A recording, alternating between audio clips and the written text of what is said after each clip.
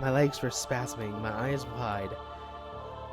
The sweat was falling from every single pore in my body. I vomited again. I could not believe what I was seeing. Riku just committed suicide and addressed me directly. Me, not Xehanort. Me. I was put in control of Xehanort again, as he responded to my movement commands this time. All I could really do was take in what the hell just happened. Now I know. This is no hack. I used the camera controls to look around. Sora's blood and guts from earlier were still there, reacting whenever Xehanort stepped towards them. Riku's corpse just laid there on the sand, as blood flowed from the wound made by the wooden sword stuck inside, and went into the water by the shore. Oddly enough, it felt as though he was looking at Xehanort the whole time, but I chalked it up to how it felt. Things started up again.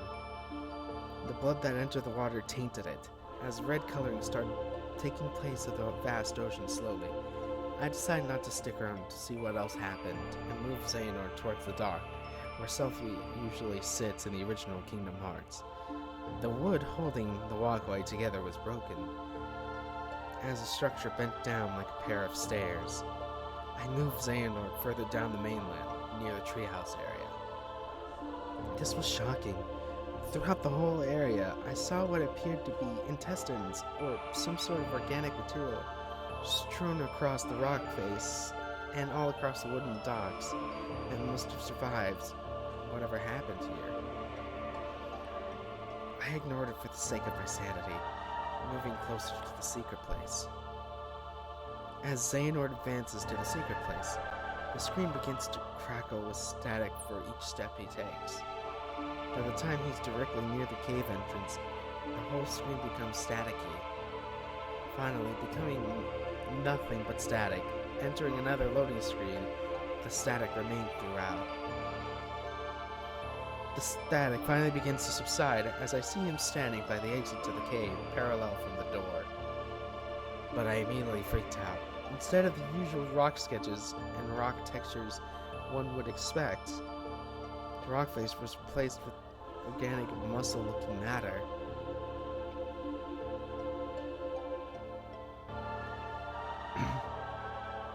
While the sketches were replaced by real-life photos similar to the one I saw in the pause menu, lowered in size, and apparently just pasted onto the texture itself.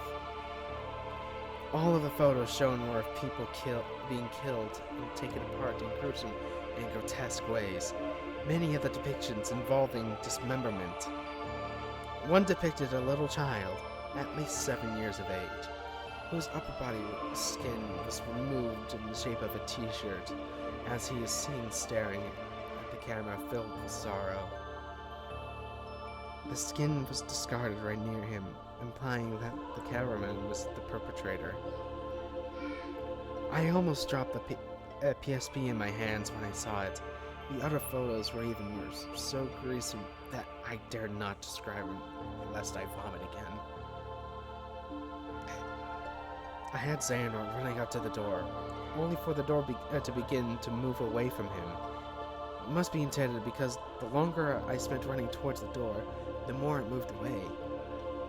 I tried running back towards the exit, only to not be there at all. It was a one-way road. After a time of running towards the door fruitlessly, a D-Link gauge finally appeared by Xehanort's HP gauge. Now I'm worried. So far, something in this game happens for a reason. Despite the trembling of my fingers, I cautiously pressed the right directional stick as the D-Link list came up. There was only one option. 01010101001 blah blah blah. I knew the only thing. It was a word written in binary code. What it meant, however, I had no clue. With a shuddering sigh, I pressed the X button. At that moment, voice echoes from an unknown area, and as everything around Xehanort grows dark. When the wind blows, the cradle will fall. The floor disappears underneath as Xehanort begins to fall. Another loading screen starts up. Throughout the loading process, Xehanort is seen falling into an endless abyss. Another voice, this one sounding like Riku's. Down will come baby, cradle and all. After that verse of the nursery rhyme, I start to hear agonized screaming of random origin and random pitches echoing in the background of wherever Xehanort was. I started getting nervous again. How worse could this get? Stupid question. The loading symbol appears after 1 minute of silence. As Xehanort finally lands, I gain control of him right away. As I scan my surroundings, this was the awakening. Jutting from the platform I was on, I seen a walkway. The walkway was made up of more pasted-in decapitation photographs, arranged in the shape of a curving path downwards. This spelled troubles in capital letters. Whatever this game was trying to tell me, it wasn't in a hurry. In fact, it was almost goading me to seek the answer on my own. But I had come this far, endured too much shit, saw too much horror, not to know the answer. I deserved the answer.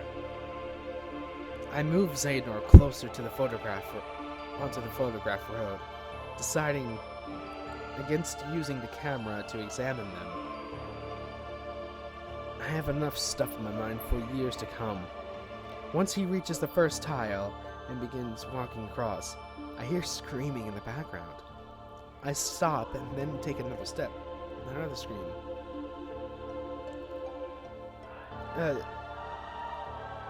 This one of higher intensity.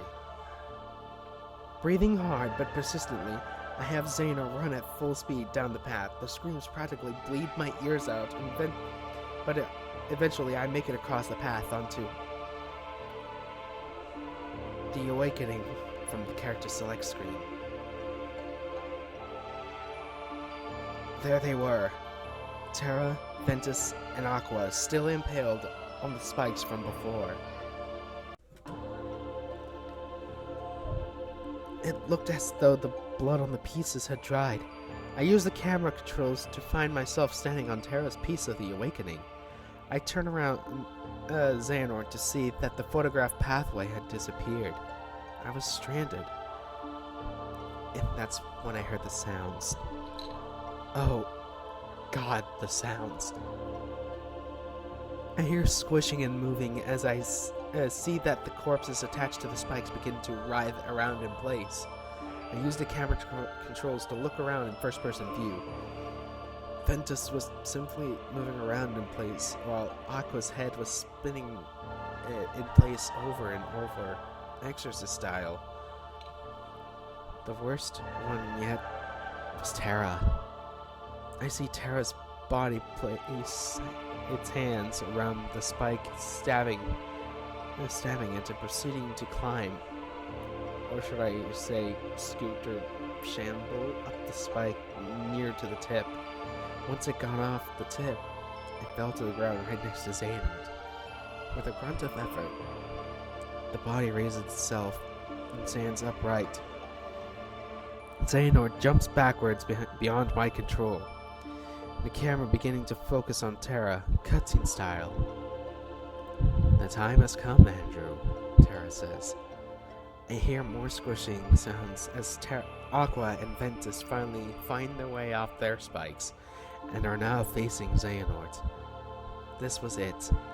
Whatever the reason I'm playing this was right here in front of my eyes. What was eerie was that it was only their bodies contorted. Aqua was missing an ear, and one of Ventus's eyes were missing. Aside from that, everything else about them was perfectly normal, especially Terra. Aside from a stomach wound, he didn't have a scratch on him. It was almost as if nothing had ever happened to them. Maybe this was a symbol? The camera focuses on Aqua and Ventus looking at me through the camera. When the wind blows, Ventus says, the cradle will fall, says Aqua. The camera switches to Terra, and down will come Andrew, cradle and all, said Terra. Finally, I get pissed and yell my head off. I was desperate, scared, and concerned. What's the cradle? What's the wind? What the hell are you guys? I know they won't respond. It's just a game. I couldn't hold it in any longer. Why am I playing this? Aqua and Ventus look at each other, and then back at me. They both summon their keyblades. The camera switches to Terra, who also summoned his keyblade. I'm scared now. It felt as though they were about to come out of the PSP and hack me to bits. The camera switches to Xehanort, who summons his own keyblade in response. A brief loading screen processes as another dark photograph briefly flickers on screen. It was too fast for me to see, but it looked familiar to me for some reason. The tune to the nursery rhyme, Cradle, begins to play in the background. The screen ends as another information bar hovers over the screen, and with a message similar to the ones written on the enclosed note. Maintain the cradle. See the void. Terra immediately rushes towards me as I regain control of Xehanort. I have Xehanort's guard against Terra's attack and use counter hammer. The attack does a lot of damage to both Terra's HP and his body. The force of the hammer pushes one of his arms to fall off as it fell into the void below. Terra continues his attacks as I proceed to repeat the counter hammer strategy over and over until his HP was at the final gauge. Xehanort guards another attack. When I get a glimpse at my enemy, his body was practically destroyed at this point. Terra's ears are gone, as well as his left arm. His flesh was mangled while his arm cracked. A stomach wound that he had when I got to this place was expanded beyond repair, and his right eye was gone. It was something out of an autopsy photo. I resisted the urge to vomit as I used one of the commands Xehanort had at his command deck, Dark Haze. Xehanort cloaks himself in darkness and rushes towards Terra, running him through with a keyblade. At this point, the scene zooms in on Xehanort and Terra, as I received a prompt to press X repeatedly. I do so as it switches to a reaction sequence. Xehanort pulls a sword out of Terra's body as Terra tries to grab his keyblade. Xehanort then knocks Terra against the head with the guard of his weapon, as Terra finally falls to his knees. Xehanort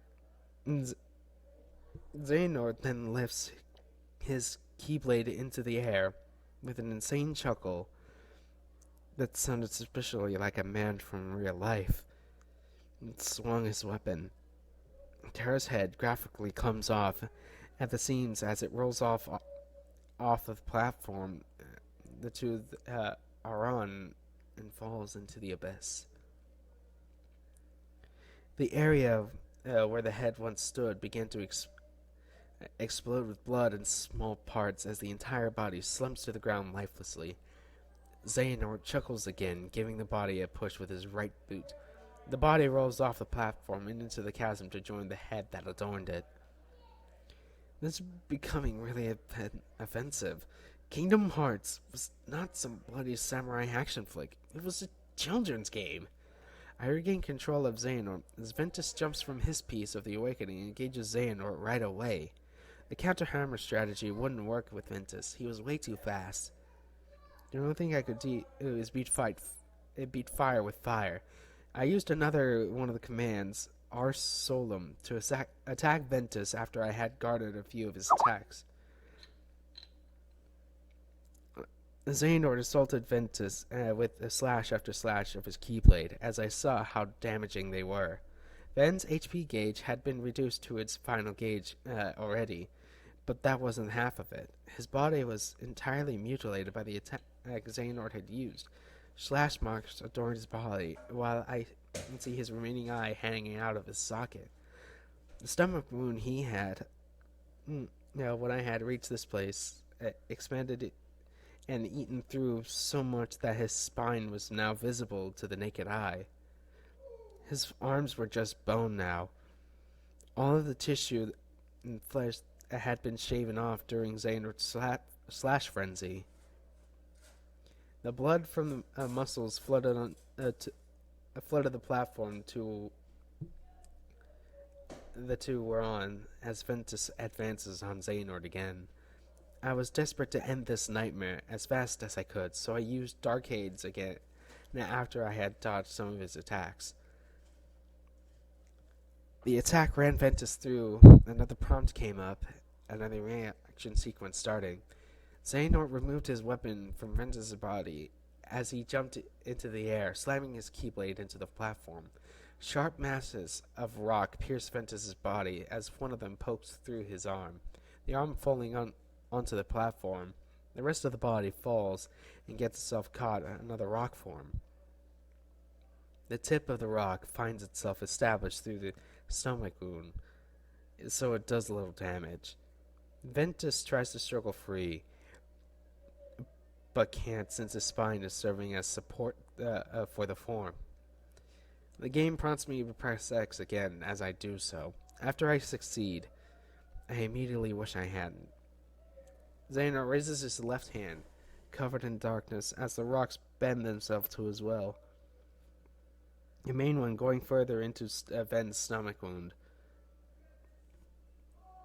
Xehanort then arranges and moves his hands, causing the rock forms to twist and mutate themselves as the rest of them pierce various parts of Ven's body. A clap of Xehanort's hands finally stops him, while Xehanort keeps his hands clamped together. Ventus screams in agony, his voice distorted for some odd reason. The nursery tune in the background plays faster as Xehanort finally spreads his arms into the air. The rock form explodes in a shower of light, as Ven's body ripped apart by the pressure. Parts and blood drip down into the chasm below, as Xehanort picks up something resembling brain matter, tossing it downwards. I regain control of Xehanort as Aqua jumps onto the platform. She enters combat stance and begins walking around the platform piece cautiously, waiting for me to make a move. She's a mage, so long-distance attacks aren't a good idea. I use Ars Solum as my first move. Aqua manages to dodge the attack completely as she launches shards of ice at Xehanort. I manage to dodge all of the shards but one, and then I feel it. A sharp pain in my mind just when the shard connected. I was worried for my life, but I just had to keep going. I have Xehanort attack with a 3-hit combo, interrupting a possible thunder spell from Aqua. At that moment, I seize my chance and use Ars Solum. The attack, like with the others, does major damage, sending Aqua's HP plummeting to its final gauge. I try to use Darkade to follow up, but she predicts this and cartwheels out of the way, with the attack failing. She then sends a fireball at Xehanort, which I manage to send flying back at her. It connects, flames covering her body, while she grabs her head and begins screaming in agony, her voice distorted as well. I seize the chance to finally attack her with a 3-hit combo. Her HP dies down as I receive another X prompt and another reaction sequence. Xehanort puts his hands directly through the flames and picks Aqua up in a bear hug. He presses on her body hard, as I would hear a loud crunching sound. I know what had happened. He's broken her spine. Next, he lifts her up into the air with both hands and starts to pull on her body from both sides. A final scream from Aqua is heard as her body is finally ripped into 2 symmetrical halves. After waiting for the blood and gore to fall from the halves, Xehanort laughs and throws the two halves into the pit below.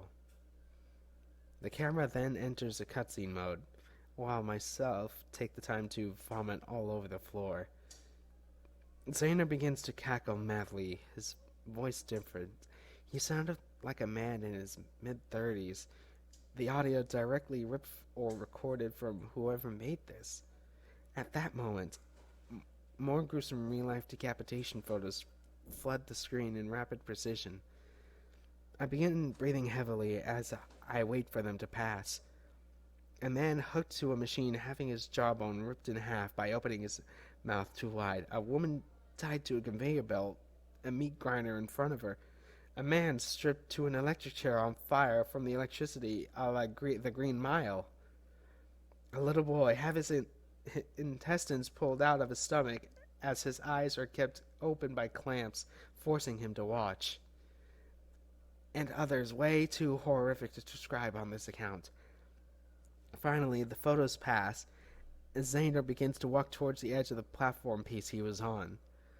I had a good feeling that I know what he was going to do.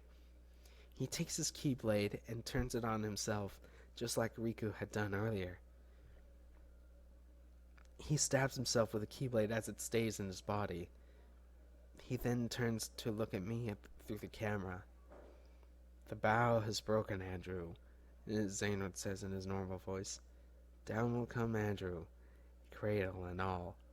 The hairs on my neck stood on end as Xehanort finally falls off the platform, giving himself over to the abyss he had discarded the others in. Another gruesome photo plasters itself on the screen as the tune in the background continues to play.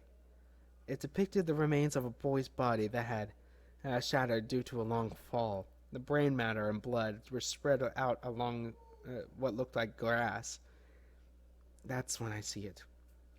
Across from the body was the broken remains of a baby's cradle. The photo then disappears as another takes its place. It was the same picture, but shot from a different angle. A tree branch was visible, and next to the branch was the body's face. It's my face! With a loud scream, I throw my PSP across the room as it hits the wall with a wham. The parts for the console fly around and land in separate areas while the screen lands nearby. I notice that despite the impact, it's the only thing that was completely intact. And it looks like there was still something on the screen. My curiosity gets the better of me as I get up and wade through my own vomit, finally ending up next to the screen. It was still on. And I saw...